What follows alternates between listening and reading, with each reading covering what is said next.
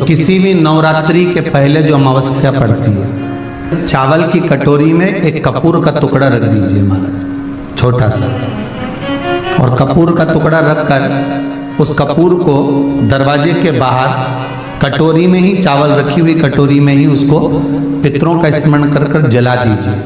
और जलाने के बाद उस चावल को कहीं भी किसी भी वृक्ष की छांव में पक्षियों के लिए डाल दीजिए। प्रश्न किया, बहुत सारे पत्र हैं, बहुत सारों ने अपना अपना मन की बात लिखी है। किसी के यहाँ पर 8 साल में संतान हुई, किसी के यहाँ 12 साल की संतान हुई, किसी की नौकरी लगी, किसी की सर्विस लगी, बहुत कुछ आप लोगों ने लिखा है। ये बाबा की कृपा, बहुत सारा। पर इन पत्र में एक जीजी ने एक बात लिखी है, अब वो ढूंढना पड़ेगा पत्र को। उसमें उन्होंने लिखा, गुरुजी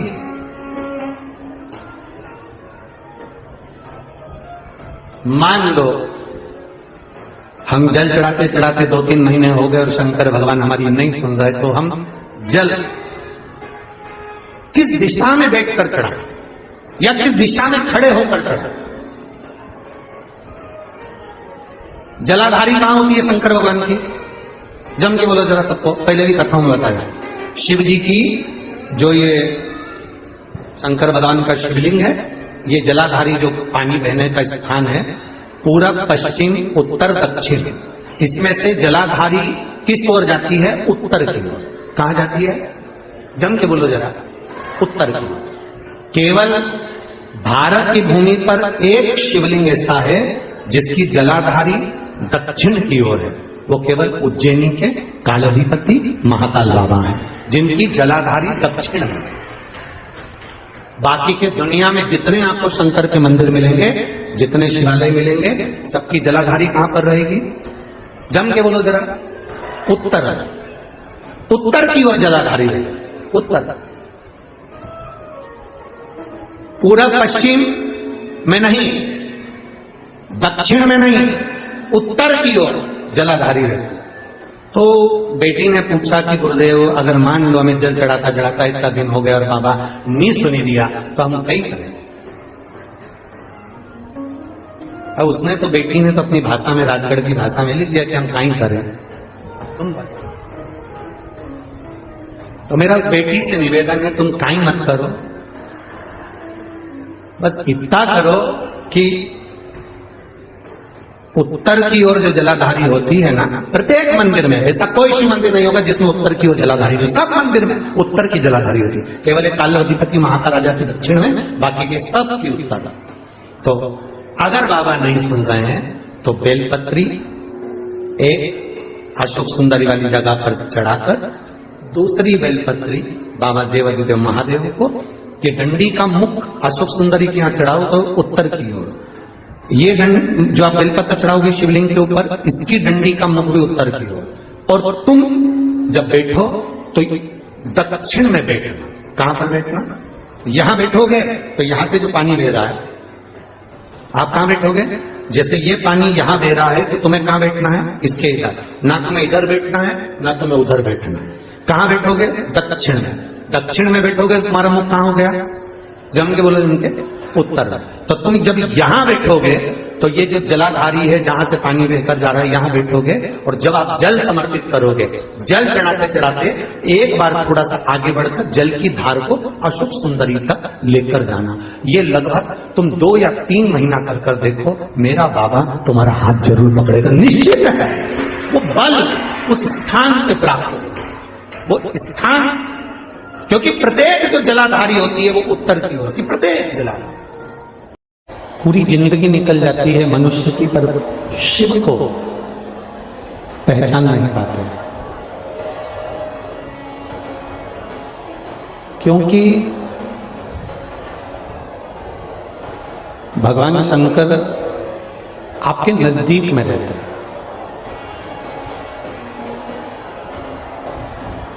एक बहू तुम्हारे साथ में रह रही है और एक बहू दूर रह रही है। एक बहू तुम्हारे पास में है, तुम्हारे साथ में है, और एक बहू तुमसे दूर है। जो बहू तुम्हारे नजदीक में रह रही है, तुम्हारे साथ में रह रही है, तुम्हारे पास में रह रही है, तुम उसको पहचान नहीं सकते।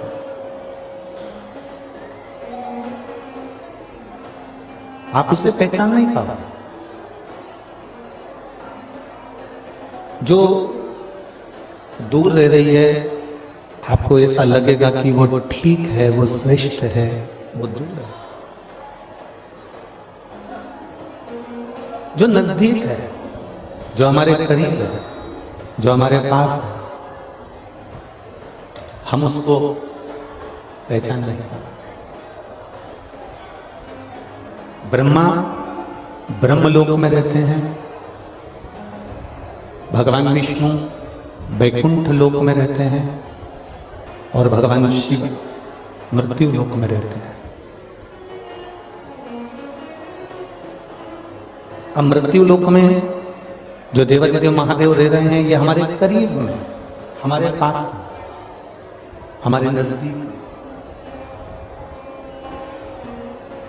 ब्रह्मा जी ब्रह्मलोक में हैं, भगवान विष्णु वैकुंठ लोक में हैं और भगवान शिव मृत्यु लोक में।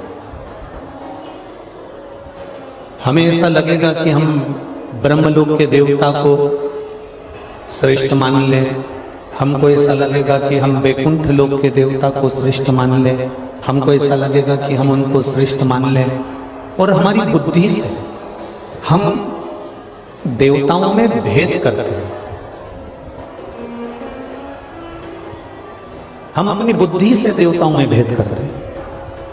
परशु महापुराण की कथा कहती है कि देवताओं में भेद कभी नहीं होना चाहिए। देवताओं में भेद श्रेष्ठता नहीं है।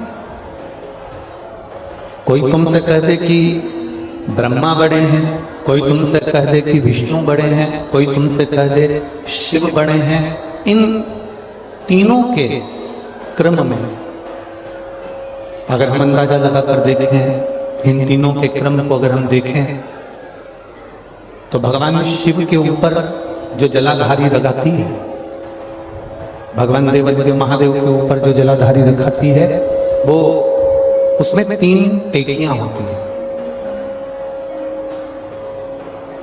और 3 टेकी के ऊपर हम जलाधारी को रख देते हैं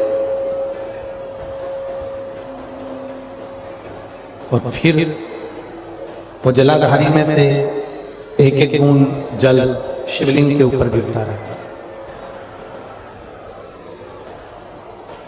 ब्रह्मा विष्णु महेश, ये 3 जो टेकियां हैं, ये हमसे कहती हैं ये ब्रह्मा, ये विष्णु, ये महेश, और उस पर रखी हुई जलाधारी में से एक एक बूंद जो पानी नीचे गिर रहा है, वो ये दर्शाता है कि ये तीनों अलग नहीं है, ये तीनों एक हैं और इनका संगठन